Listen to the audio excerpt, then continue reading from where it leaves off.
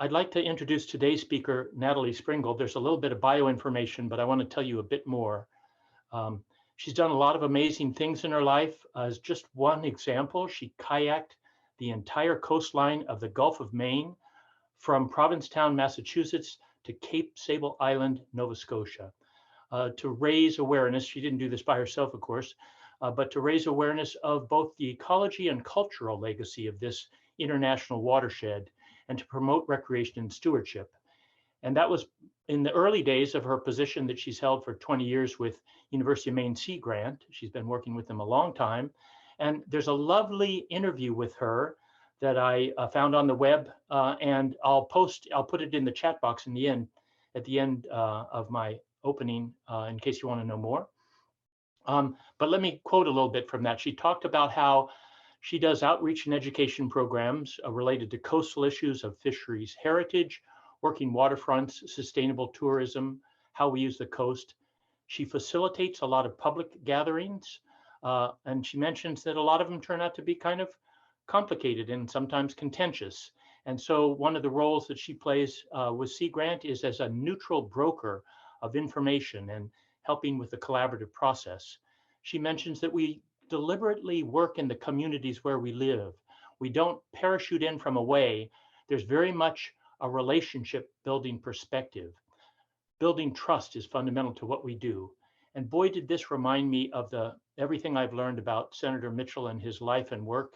He starts by listening and he builds trust. Natalie is also the host of the award-winning public affairs show on WERU community radio called Coastal Conversations. This is a wonderful show. I had more firewood to stack over the weekend, so I caught up on some recent shows, including a lovely one on Gulf of Maine fisheries in the 19th century. I'll just give you a little snippet. A lot about the Menhaden fishery, and this was especially interesting to me because I paddle a lot on the Penobscot River down in Winterport where I live. And I thought I'd seen some pretty big schools back in July. Some of them were probably, maybe 3-4 meters wide by maybe 20 meters long. There were just thousands of fish in these schools. But when I listened to Coastal Conversations, there was historical records of sailing from Boston to Casco Bay. And instead of seeing something maybe 2 yards wide by 15 yards wide, they saw a school of Menhaden that was 2 miles by 40 miles. Kind of blew my mind. She's a big believer in how you turn people's stories into data to inform the decision-making process, and I think we'll have a chance to learn more about that. I'm turning it over to Natalie to give her talk today, Stories from the Sea, Fishing Communities Revealed. Welcome, Natalie. Hi, David. Hi, everyone. It's really great to be here. I'm going to call up my slides. David, thanks for that really great introduction. That was fun to hear everything you've dug up on me. And I had to kind of laugh at how fitting it is that you found an interview with me that I have no idea what interview that is. So I'm really curious what interview you post. And it's just kind of fitting since my talk is about interviewing other people. Here you are posting an interview of me. So I just think that that's kind of fitting because it has me a little bit wondering, what did I say? Is it okay to put it publicly? So it just seems perfect. So I'm going to jump right in. I'm excited to be here today with you. And we had initially planned this talk for sometime back last spring, and you all know what happened. And so it's great to finally be here. So I'm going to start by encouraging you to kind of block out your day, forget all the stresses that you have going on in your life, and immerse for a minute into these 3 photos. And imagine what life was like for the people in the picture in the bottom right who are sorting the herring, I think in Eastport. Probably one barrel is for the bigger ones and maybe the other barrel is for the smaller ones, depending on whether they're going to the sardine factory or the smokehouse. Or what was life like for you if you were the captain of the small schooner in the background in the upper image? Or I think that's a person in the little tiny Dory, right smack in the middle of the upper photo. What was life about? What was important to you? What were the issues that you were concerned about at the time? If you were one of the people who might be inside one of the fish houses in the bottom image of the fish houses in Otter Cove that used to be in that section of Acadia National Park. So a lot of our work on the Mapping Ocean Stories project, which is the project I'm here to tell you about tonight, is about trying to capture these stories and capture these perspectives of what life was like in coastal communities, as well as what life is like, and what people value, and what's important to them in their life and their identity as residents of coastal communities. So the Mapping Ocean Stories project, from which this story is born, is a collaborative initiative between the University of Maine Sea Grant, where I work, my employer. So I'm a marine extension agent. I'm part of our marine extension team. That's a collaboration between Cooperative Extension and Sea Grant.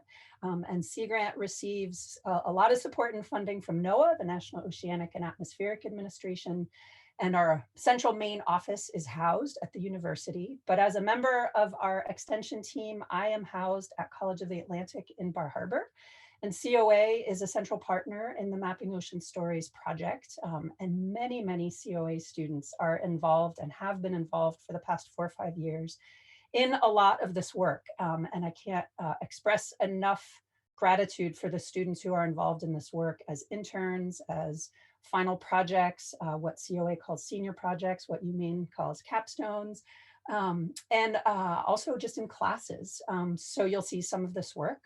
Island Institute is also a partner. The Island Institute, the community and economic development nonprofit that is based in Rockland, but supports the island and coastal communities throughout the Maine coast.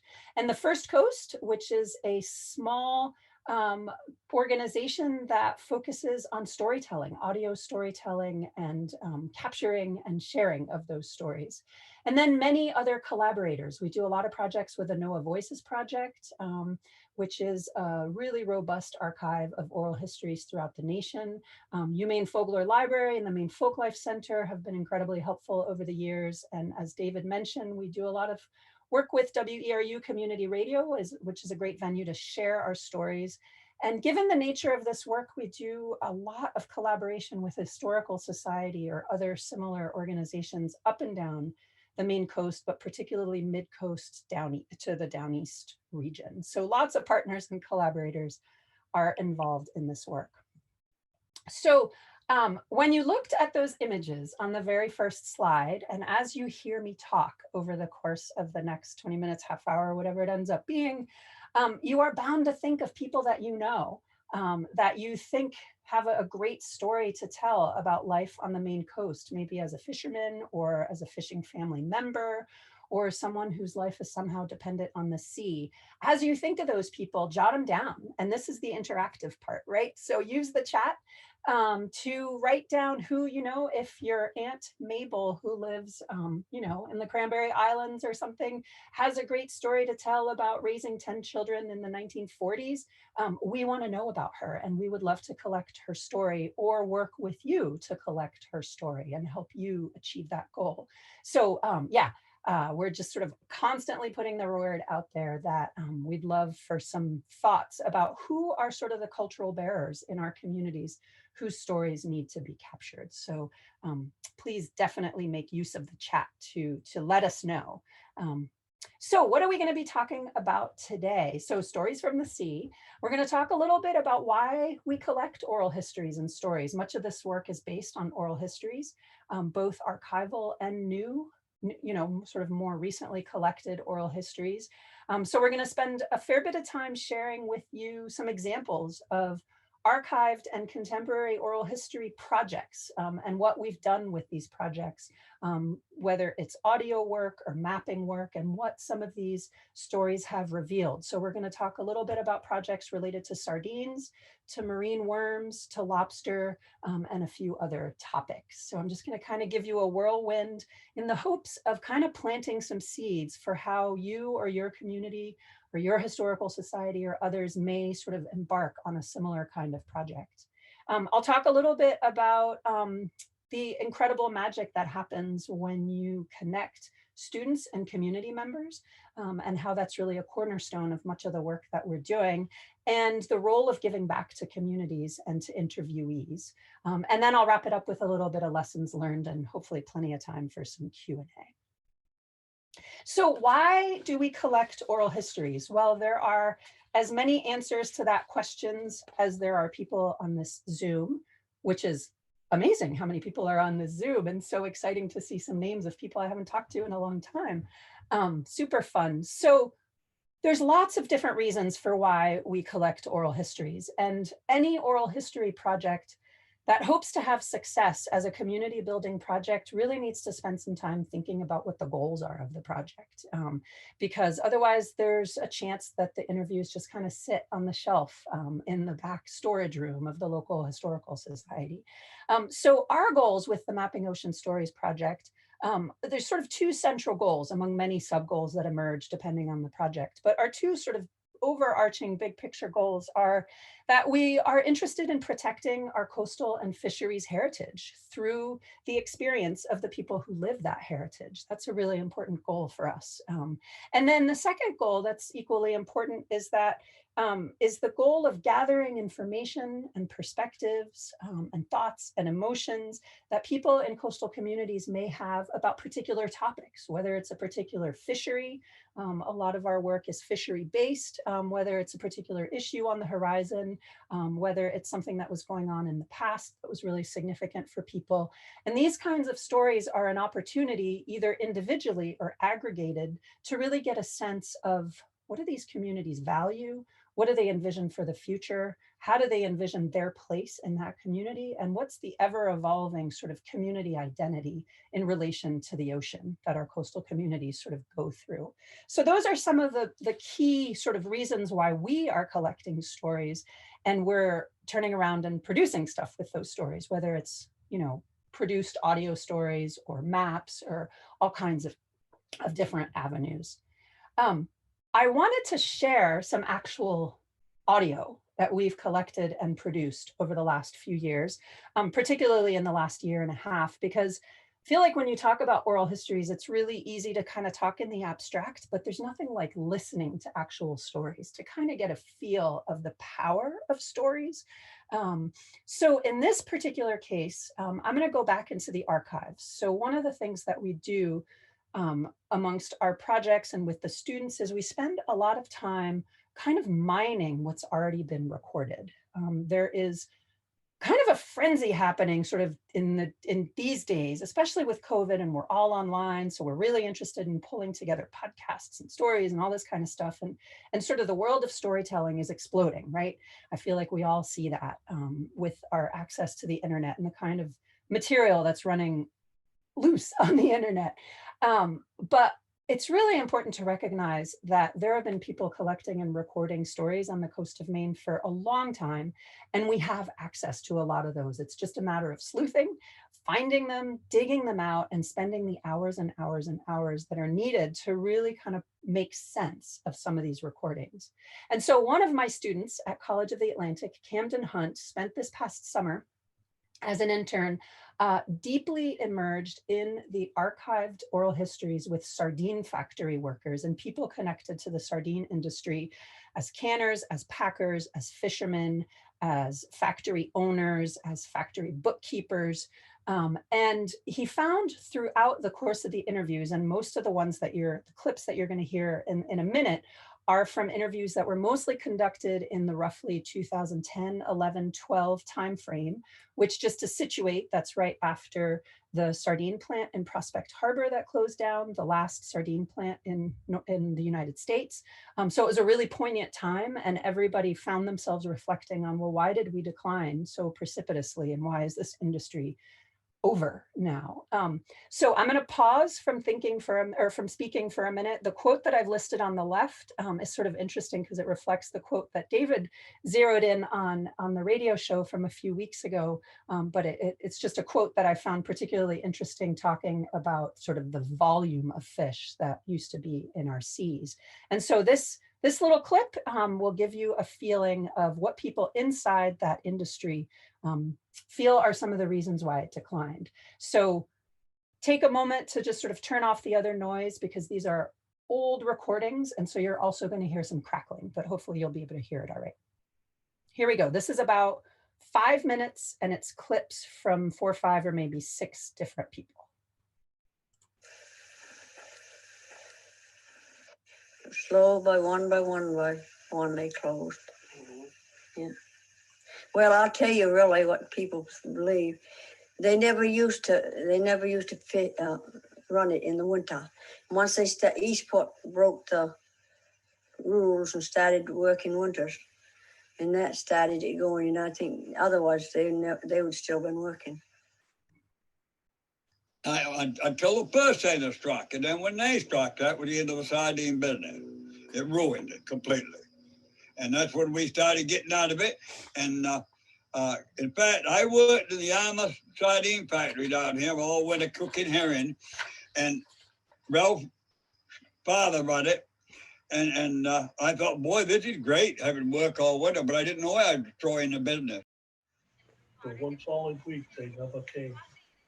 It looked just like the bottom that come up from the ocean. There was 30 fathom of solid fish for miles. After that, we fished on them for probably a month. Then they started breaking up, moving south because it was getting late in the fall. They would work down towards the Cape and over around to other side of the Cape.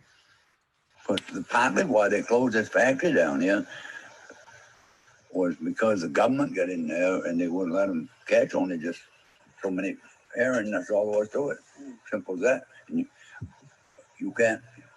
They said they couldn't operate on the amount of herring that we was getting that they could have. You see what I mean? So, but whether that was, I don't know. I don't know. I think sardines were fairly acceptable food back in the 50s, early 60s. Then after that, it became more of a lunchbox commodity, with the exception of some of the South American countries. And then in the 80s, it's still a lunchbox commodity, but it's more of the baby boomers and the older folks that will still enjoy a can of sardines, and more of the younger people saying, ew, what's that smell? They buy them in the store, but because we was allowed a couple cans a day. We could go out in the casing room and get us. And they had a big table out there. They put ones that, because they weren't allowed to pack certain dents in around the web seals. If the ones that cased up didn't see if there was anything wrong with them, they had to put them aside. They'd put them on a table so us packers would have some at night. Right. There was a lot to it. There was a lot to that sardine plant. You know, I just think it's hard to capture a past, and I think it's difficult to try to verbally explain it. And I'm sure it's the same whether it was in the garment industry or whether it was in the automotive industry, or I think that same type, whether you do sardines, whether you do food, whether you do a manufactured product, I think it's a thing of the past. But those are all very personal comments. Up and running. That last person who was just quoted there, talking about how it's a thing of the past.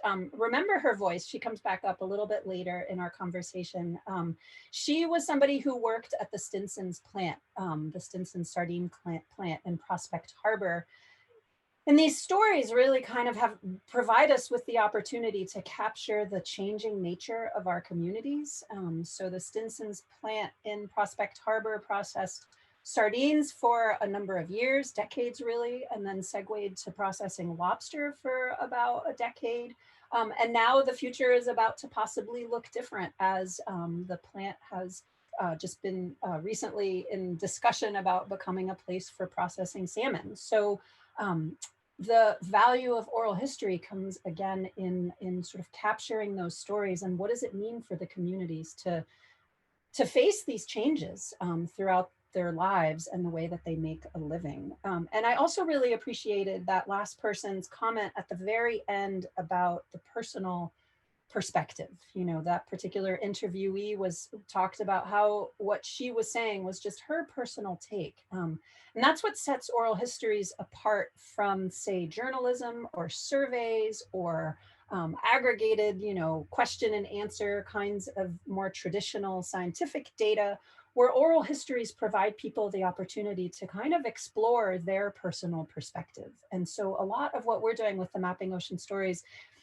project is trying to figure out how do personal perspectives fit into sort of the larger decision-making process in our coastal communities, whether it's, you know, a town council trying to figure out what should be the best use of a particular working waterfront, or whether it's a clam committee trying to figure out what they should do in relation to supporting the local clam harvesters. How do you integrate diverse perspectives into local decisions? Oral history interviews also provide us the opportunity to really understand communities, but also particularly sectors of our marine industries. So this quick project that I'm going to tell you about, it has to do with marine worm harvesting. Now, I'm going to guess that the majority of the people who are paying attention to Mitchell Center lectures have a sense of the marine worm harvesting industry, but maybe not. Most of the people that we talk about with this industry have no clue that this industry even exists on the coast of Maine, which is really interesting because depending on the year that the numbers are collected, it's one of our top 5 marine harvesting industries in the state. Again, sort of depending on what year's numbers you're looking at. So it's an important industry, and we had a project led by a student who graduated from College of the Atlantic last year, Katie Clark, who collected oral history interviews with something like 20 marine worm harvesters as well as worm dealers. So the people who take the worms and sell them. The destination of the worms is to be used as bait in the recreational fishing sort of world. So the worms get shipped up and down the eastern seaboard as far as California and even into Europe. And her interviews sort of revealed some aspects about the worm harvesting industry that just were maybe known anecdotally, but really weren't fully grasped in the greater sort of understanding of this industry, because it's kind of an under the radar screen industry. And so some of the things that when you aggregate a series of interviews that are done in a particular sector and you focus those interviews around certain themes, you can start finding some interesting information. And so this particular series of interviews resulted in the findings that, like many other industries along the coast of Maine, wormers are experiencing a pretty dramatic decline in coastal access. And that decline in coastal access, and this second part is where it becomes really interesting and a little bit new, is that the ecology of the worms and their unpredictable nature in terms of their migration patterns and when they come into the bays and into the mudflats, what years they come, what years they don't, the unpredictable nature of these sort of ecological movements, basically makes that access issue all the more complicated for the worm harvesters. The other thing that the interviews really revealed was the importance of the worm industry and sort of the ease of entry into worming as a profession makes it a pretty critical income for fishermen who might not have the funds to own and maintain a lobster boat. It takes a lot less capital outlay to get yourself a bucket and a cooler and a hoe than it does to maintain, purchase, and upgrade your lobster boat. So that piece of dependence on this industry as a way to make a living in rural coastal communities on the coast of Maine, especially down east, was really revealed in these interviews. And this is the second of the 2 clips that I wanted to share with you tonight. And I know this is a pretty busy slide visually. Some of you may recognize if Bridie McGreevy or any of her students are on this call. Katie, our student, spent some time with Bridie at UMaine and Mitchell Center to learn how to use a special camera that she had some wormers attached to their chest so you could get a sense of what the actual experience is like to be a wormer. But rather than show you the video, which is very meditative, I figured I would share some clips with you while you can take a peek at the images. So this is a clip of one wormer. This one's only about 2.5 to 3 minutes long, and it's the only other clip that I'll share. And he's talking, Katie had asked all of these wormers, what are some of the really important issues that you're facing as an industry that has you worried about the future? So let's listen to this one harvester's perspectives. It's getting more and more prevalent that you have to take boats because of the loss of access to mud flats. As wormers get more and more aggressive, and they follow each other around in bigger and bigger crowds, they create more messes, they create more noise. Landowners get upset. Just walking across the field, 4 or 5 guys for a week straight, if they use the same path, make a path. You do that with 20 guys across the hayfield, and you've made a crease in that field that's going to be there for 20 years. Unfortunately, not all worm diggers are ethical. They take their soda cans down and they lug 2 or 3 cans in their bucket, and they get done drinking it and they throw it and it washes up on the shore. The landowner has to clean up his property because these wormers and clammers are out there doing that. It's horrible. We go around, we do shore cleanup, and we clean up trails and we clean up pathways, and we still lose access to the flats because of misbehavior. And it's understandable. And, it used to be on the coast of Maine, there was large areas of woodland that didn't have houses. And, there was little turnout parking lots, and people walk down through the woods and nobody cared. Well, then, another house gets built. Sorry about that. Another house gets built, another house gets built. The worm digger or the clam digger that's been packing in this spot for 20 years can't understand why he can't pack there anymore and walk down through there anymore, even though, if some stranger was packing in that driveway, they wouldn't like it. It's common sense goes a long ways. And we advocate as a worm association for wormers to get to know landowners, ask permission, say, I'd like to walk down here. Where could I walk where I won't bother you? And if it's no, then walk further.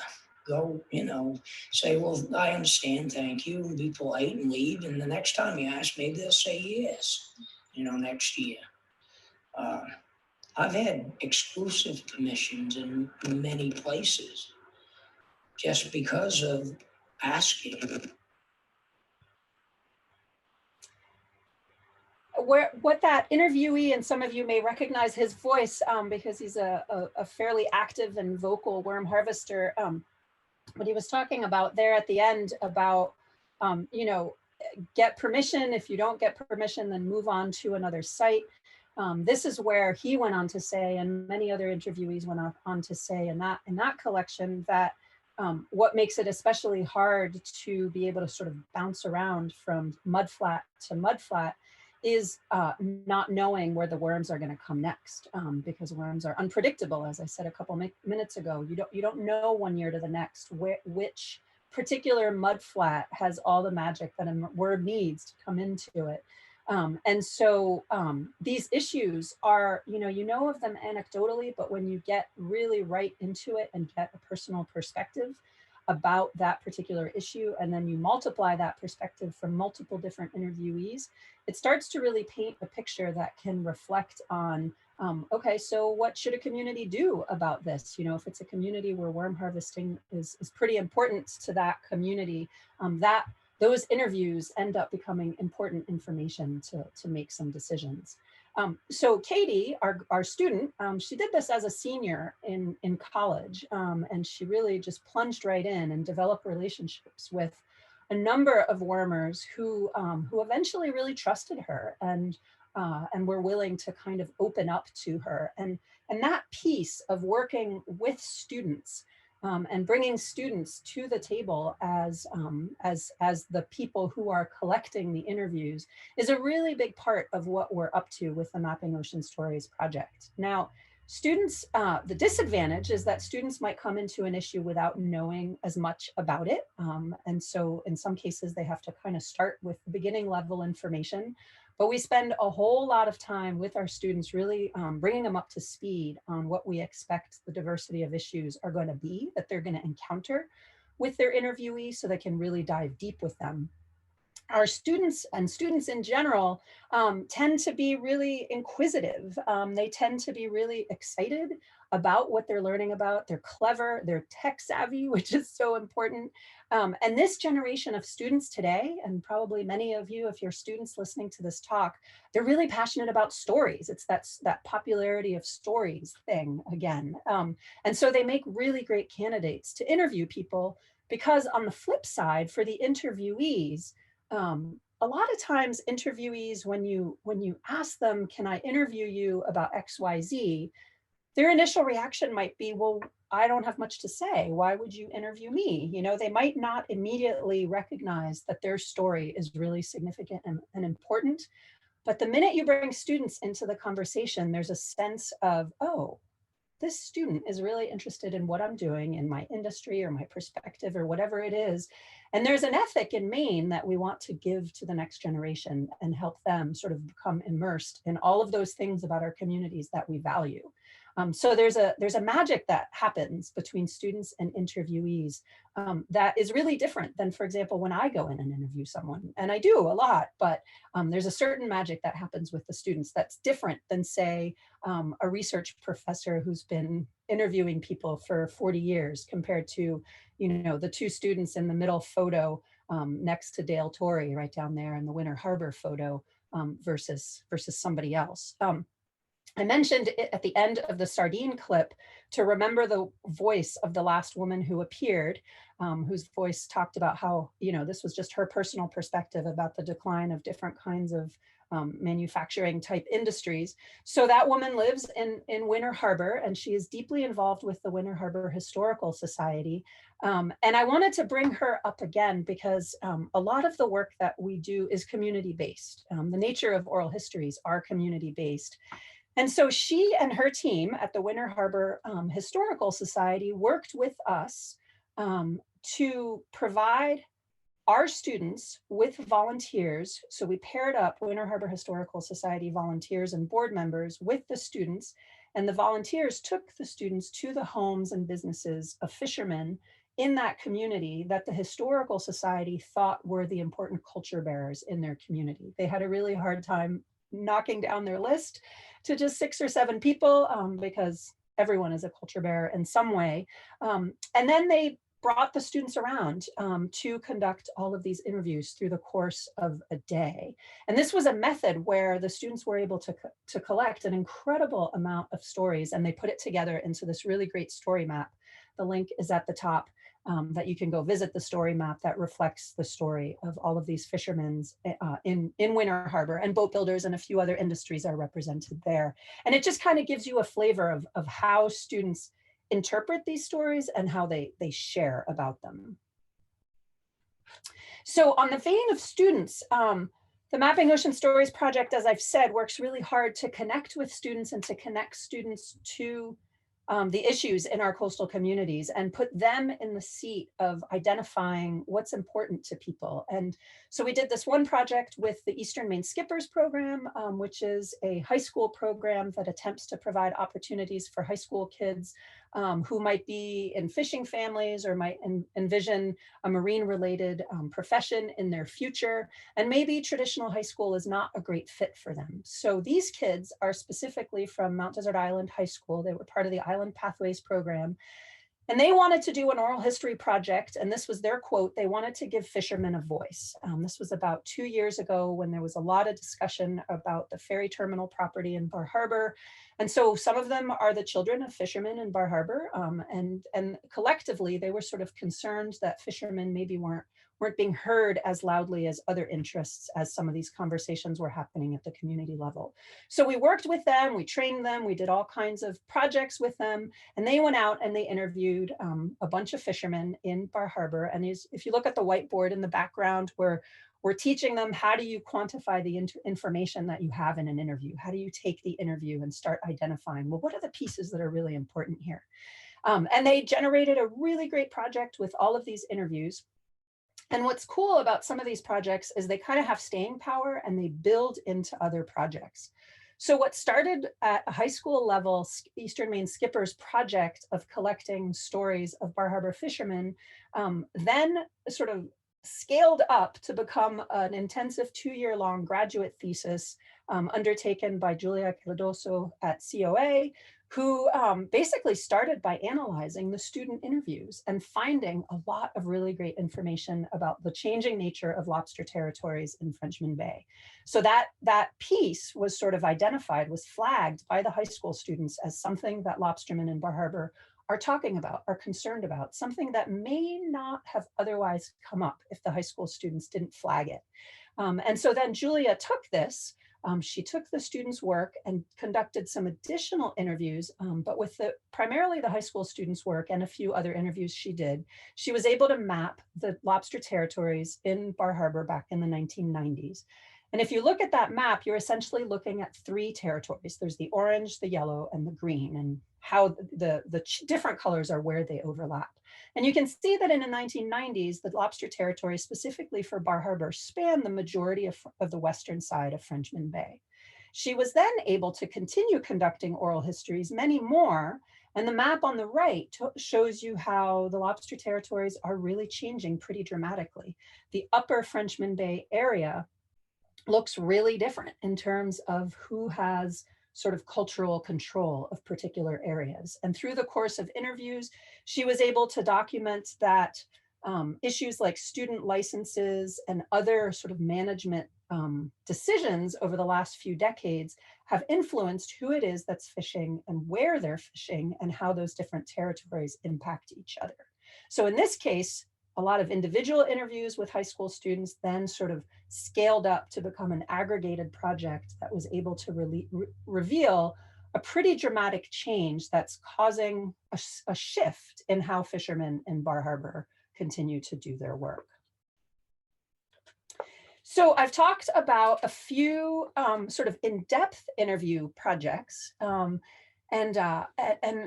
you can also, we also take advantage of opportunities where there's a critical mass of people who have particular perspectives that we want to collect in order to create collections that reflect that event and the people that are part of that event. And the Maine Fishermen's Forum, probably many of you who are listening have attended the forum.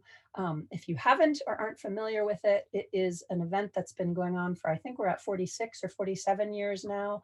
And it's sort of the event for fishermen by fishermen on the coast of Maine. And it also gathers all kinds of other people related to the fishing industry, whether they're fisheries managers, scientists, extension agents, academics, nonprofits. Everyone goes to the forum from Maine, but really from New England and throughout Atlantic Canada. And the forum has very much a culture to it. And so our team wanted to capture that culture a little bit. And we decided to pitch this idea to the organizers of the Maine Fishermen's Forum, and they loved it. So our partners at the First Coast have refurbished an Airstream into a mobile recording studio. So we literally go to the forum, we park the Airstream, and we spend the 3-4 days at the forum interviewing folks. I bet some of you who are on this have been interviewed at the forum. And we ask, in this case, so, I talked about the goals of a project. In this case, we ask some pretty open-ended questions as opposed to sort of industry specific questions like the marine worm industry. But at the forum, people come from all walks of life at the forum. So we want to know if they have a story about the ocean or fisheries or life as a year-rounder in Maine. And also the second question is what do they want to pass on to the next generation? Again, sort of cultivating that sense, that really strong feeling in Maine of people wanting to pass on their values to the next generation, in this case, a fisherman. So this project has, I wanted to talk a little bit about this project, the Maine Fishermen's Forum project, because it really connects to the community-based nature of our work and to the feedback loop and the giving back to communities when you interview them. So as the interviewee in the sardine story shared, an oral history interview is such a personal experience from the person who is getting interviewed. It's a moment where they're giving of themselves to the interviewer. And it's a risk for them. They don't, you tell them what you're going to do with them with the interview, but they're not sure. And so it's a little bit risky for them, but they develop a relationship with the interviewer and they decide to trust and share their story with you. So the feedback loop between the group that's doing the interviews and the community of folks that you're interviewing becomes really, really important. So in the Winter Harbor example that I mentioned a minute ago, the students went back to that community at the end of the term and presented back the interviews that were collected. And there were 60 people in little tiny Winter Harbor who appeared at Hammond Hall to come hear the stories of their own community. That kind of sort of constant feedback between the community and the folks involved in the project is really, really critical. So in this case, last year at the Fishermen's Forum, all the project partners went back to the forum. And last year, instead of producing new interviews, we brought the interviews back to the community and created a gallery sort of feeling with pictures of all the interviewees and some quotes and some listening technology so people could come and listen to the interviews. And the minute you put sort of a photo of someone up on the wall or on a website, each and every one of those photos that you're seeing, and that's probably about 2/3 of the people who were interviewed over the 2 years at the forum, they have a valid and valuable story to tell. Each and every one of them brings something to the forum, a perspective related to the fishing industry. And then you put those dots on the map that says where they're from.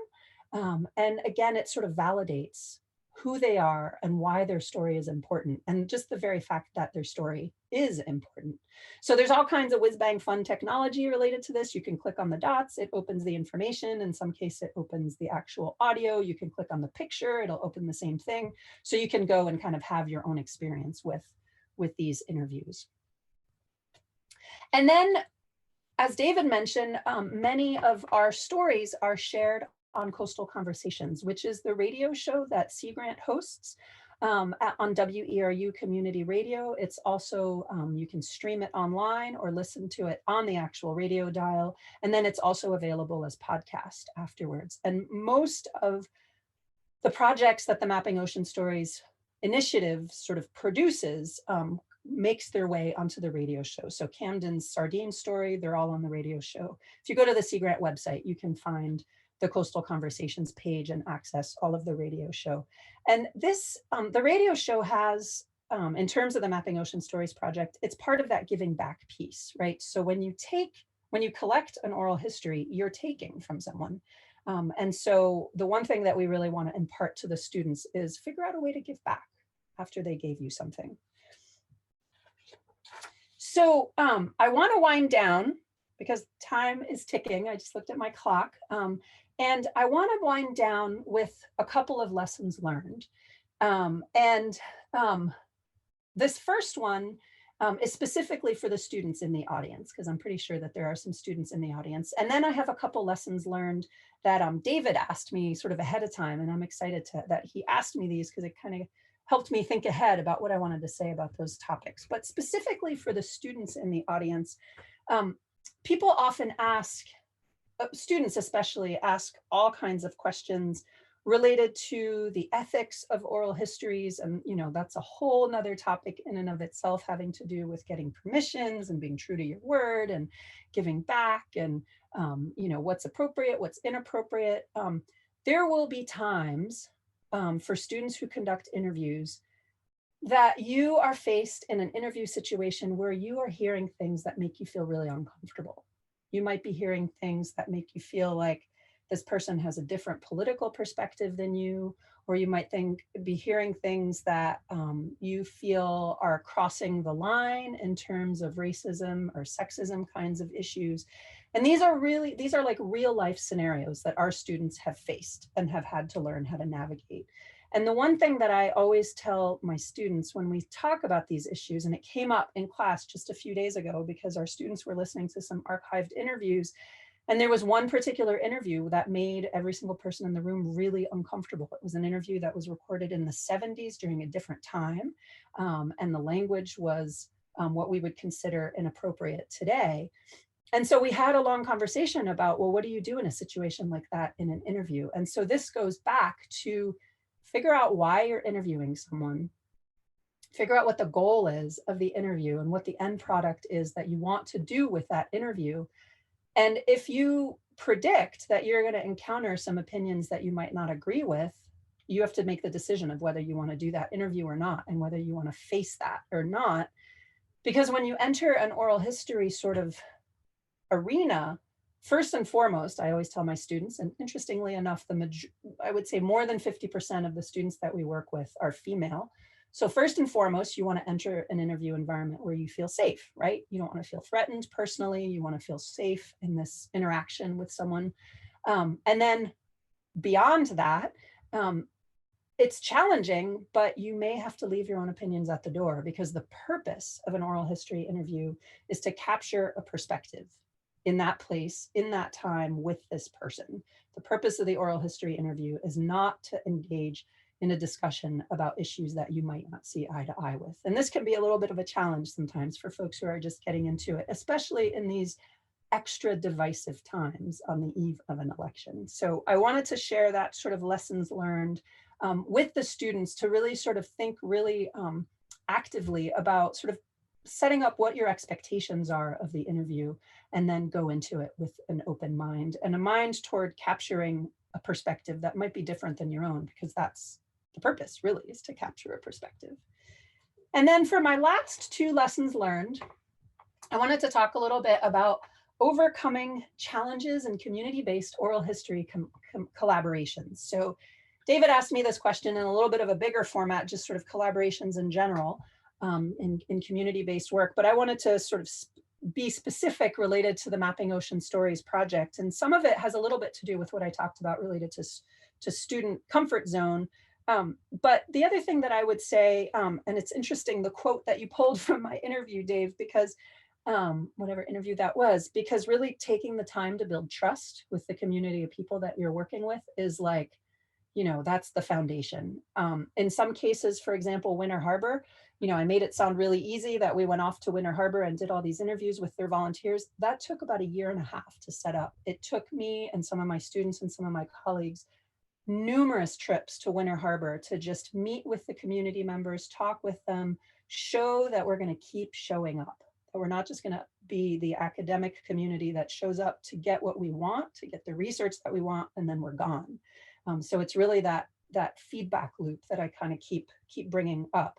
And then really focusing on, in terms of overcoming challenges, really has to do with bridging the cultural divide. The cultures of, and this has to do a little bit with the second lesson learned, but the culture of coastal communities, particularly communities that are dependent on resources from the sea, and the culture of a group of students that come from all over the world, or a group of academics who are involved in this project, is going to be really different. And so our role is to kind of find the links between those two cultures so that people can more effectively talk to each other, and then again, sort of build trust. So it takes a lot of patience. You know, I have a lot of students who are like at the beginning of a 10-week term, COA is 10 weeks, it's a little bit crazy, think, oh, I want to, you know, interview 5 people by the end of 10 weeks. Like it takes time to kind of build those relationships and keep carrying them into, the work that you want to do. And it takes being present, continually being present. And then the final lesson learned has to do with the question of what's the role of universities in community-based work. And I chose this photo because this photo, oh, that wasn't supposed to be on a timer, but I guess there you have it. It's going to pop back up again because apparently it's on a timer. So the Osprey, the vessel in the background, is the research vessel from College of the Atlantic. And the blue boat on the left is a local lobster fishing boat. And so I just love this image for, sort of the relationship that's happening between the academic community in the white boat and the working waterfront community in the blue boat. We're in the middle of Frenchman Bay. For those of you who know Frenchman Bay, that's Bald Porcupine Island in the background.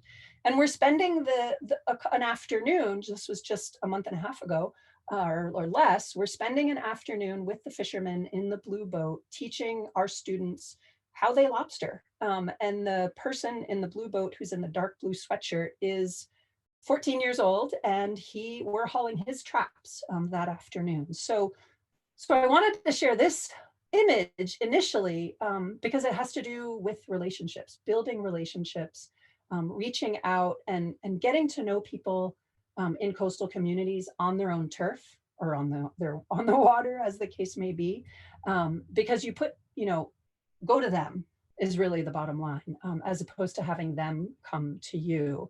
Because if you go to them, it immediately shows goodwill. It shows a willingness to put yourself in your uncomfortable zone and to put them in a comfortable zone. And so that sort of leads to me, the biggest role in universities and community-based work has to do with what in the extension world we like to call the three-legged stool of land and sea grant universities.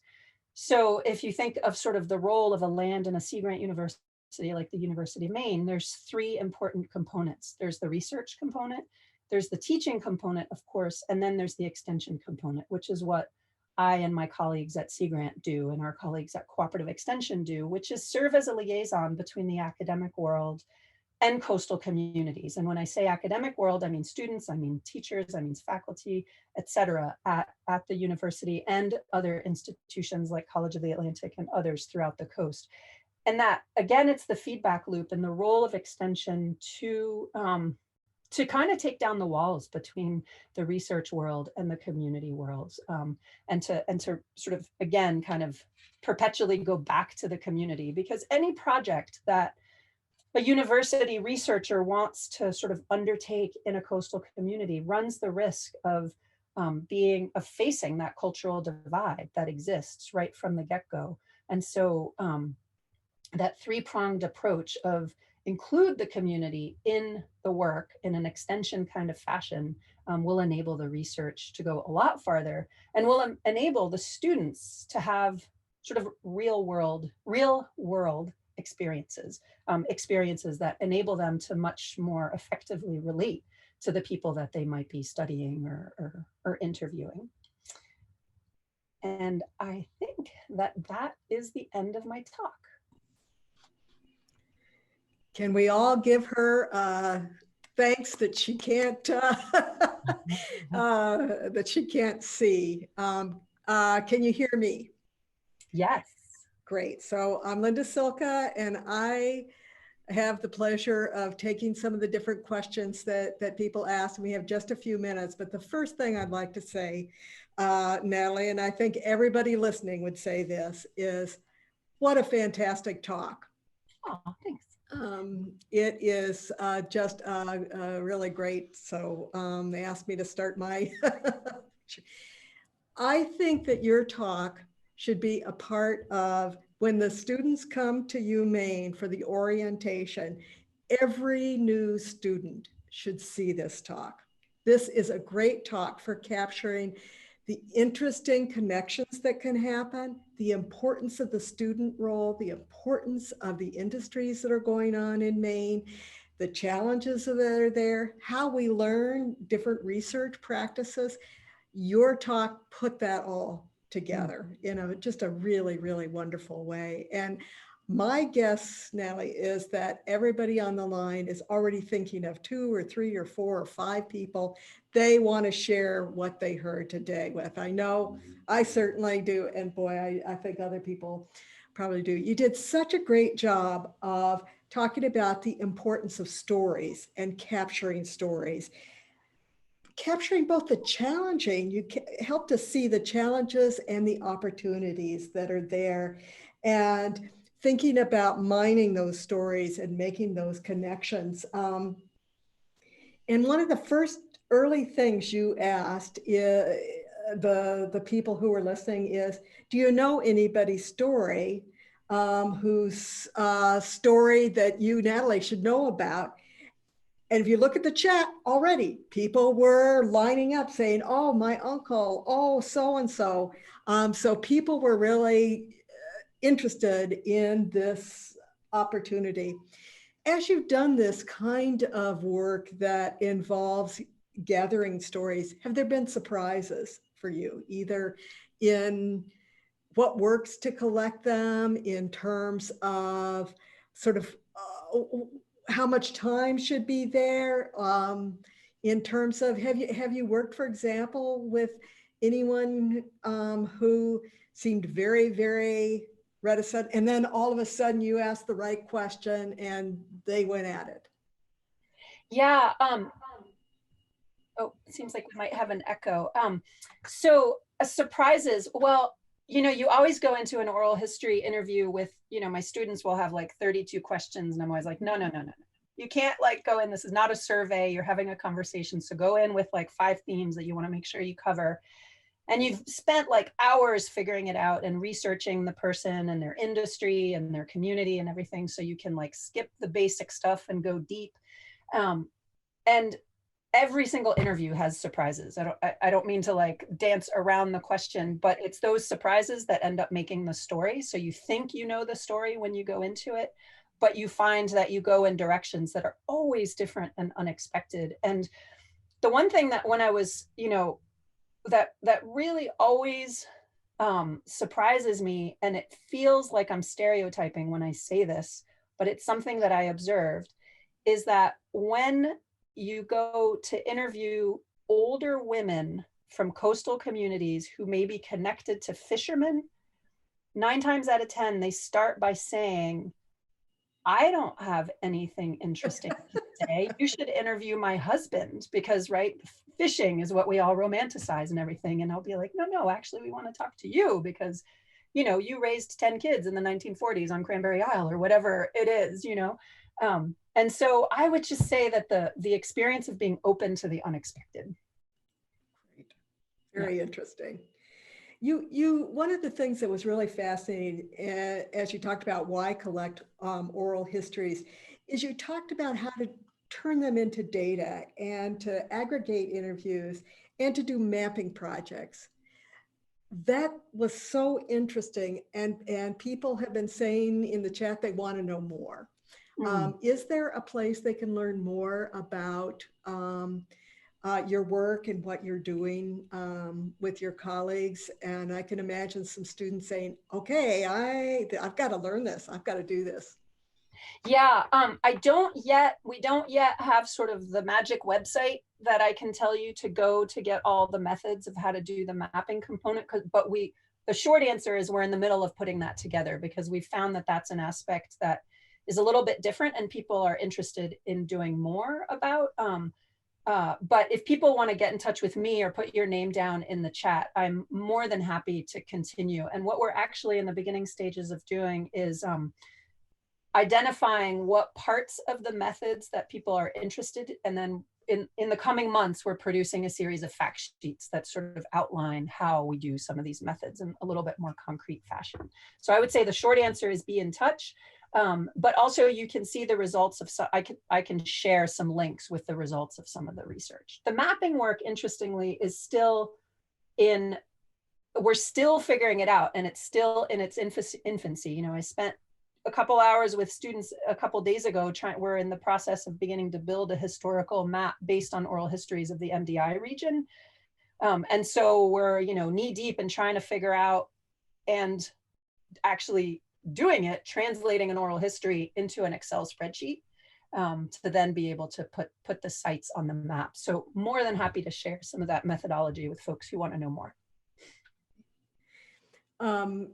We're nearly out of time, but one of the things that's really, we're in a difficult time right now.